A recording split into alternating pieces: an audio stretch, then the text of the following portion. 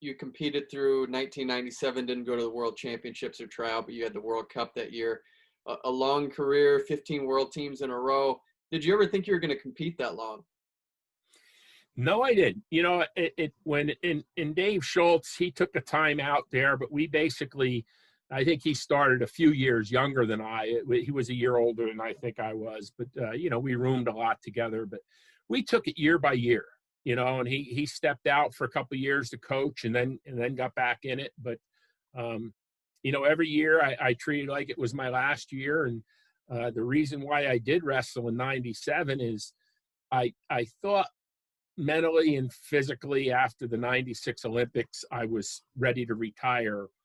I wanted to make sure, because I wasn't going to pull you know, some of these pro athletes, they retire and then they come back out. You know, when I retired, I was going to retire. And I went to the World Cup in Stillwater, Oklahoma, and it was really the only competition, the '97 World Championships, that mentally and physically I had a hard time preparing for. I knew at that point, and I was lucky enough to win it. And I do mean lucky, because Rodriguez, the up-and-coming Cuban, just absolutely crushed me. I happened to score 1 point because he was fleeing a little bit at the end, celebrating, you know, with his hands, and the Russian beat him, and I won the World Cup. It was like I said, lucky, but I knew at that point, Kyle, it was time, you know. But every other year, I enjoyed every bit of it, you know,